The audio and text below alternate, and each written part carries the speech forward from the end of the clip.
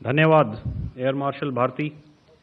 मैं आज आप सब के साथ भारतीय सेना के एयर डिफेंस मेजर्स जो कि हमने इंडियन एयरफोर्स के साथ मिलजुल कर तालमेल में लिए, उसके बारे में कुछ बातचीत करूंगा।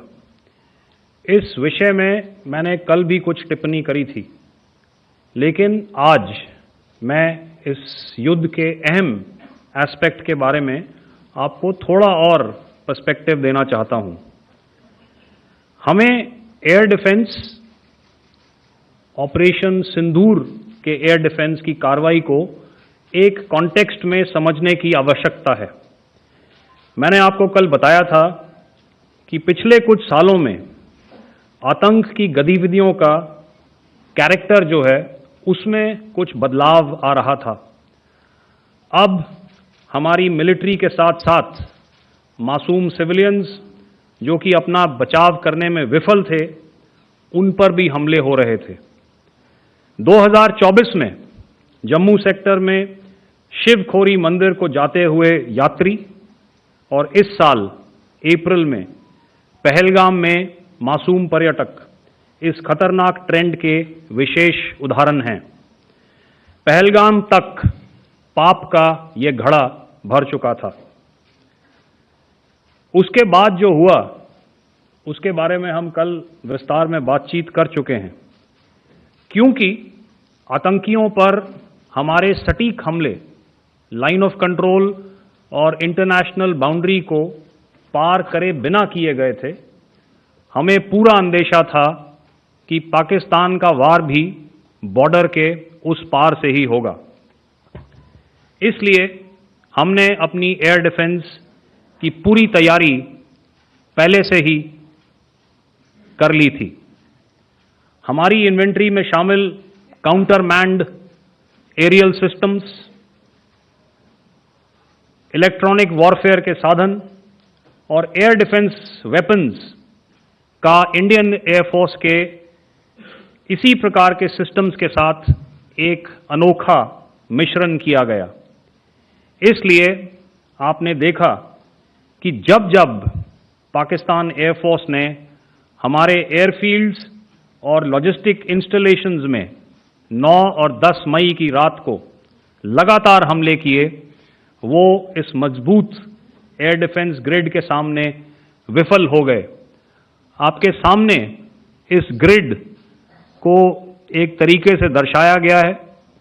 आप देख रहे हैं कि इंटरनेशनल बाउंड्री से कितनी layers, radars, counter unmanned aerial systems, उसके पीछे शोल्डर फायर्ड वेपन्स, हमारे विंटेज एयर डिफेंस वेपन्स जो कि काफ़ी सालों से हमारी सेना में हैं। एयर मार्शल भारती ने भी उसके बारे में बात करी। और लास्ट में हमारे modern air defence weapon systems.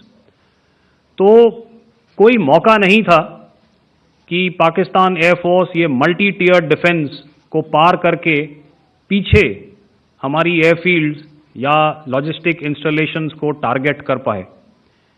ये जो डायग्राम आप अपने सामने देख रहे हैं, ये मुझे एक इंसिडेंट की याद दिला रहा है। और मैं आपको इस उदाहरण के ज़रिए से एक ये एस्पेक्ट हाईलाइट करना चाहता हूँ। जब मैं स्कूल में था तो तकरीबन मेरे ख्याल से ये 70 का दशक था और उस समय इंग्लैंड और ऑस्ट्रेलिया के बीच में, आज शायद क्रिकेट की बात भी करनी चाहिए क्योंकि मैं देख रहा था कि विराट कोहली ने टेस्ट क्रिकेट से रिटायरमेंट ले ली। कई भारतीयों की तरह वो मेरे भी फेवरेट क्रिकेटर हैं।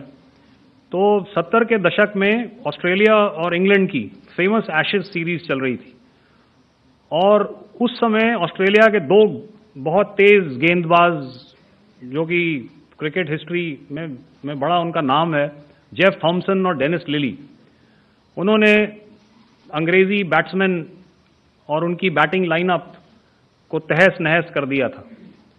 और ऑस्ट्रेलियंस ने उस समय एक कहावत निकाली थी, that from ashes to ashes and from dust to dust, if Thomo don't get here, then Lily surely must. और अगर आप इस लेयर को देखें तो आप समझ जाएंगे कि मैं आपको क्या बताने की कोशिश कर रहा हूं।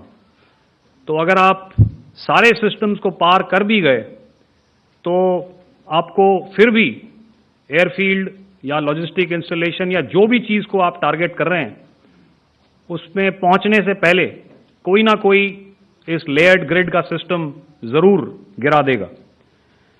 जो दुर्दशा कल आपने पाकिस्तान एयरफील्ड्स की देखी और शायद आज भी एयर मार्शल भारती की प्रेजेंटेशन में, हमारी एयरफील्ड्स हर प्रकार से ऑपरेशनल हैं।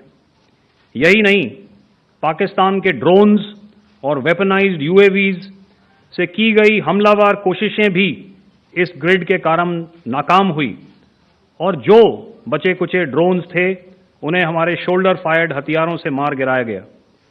मैं यहां पर अपनी बॉर्डर सिक्योरिटी फोर्स की भी सराहना करना चाहता हूं।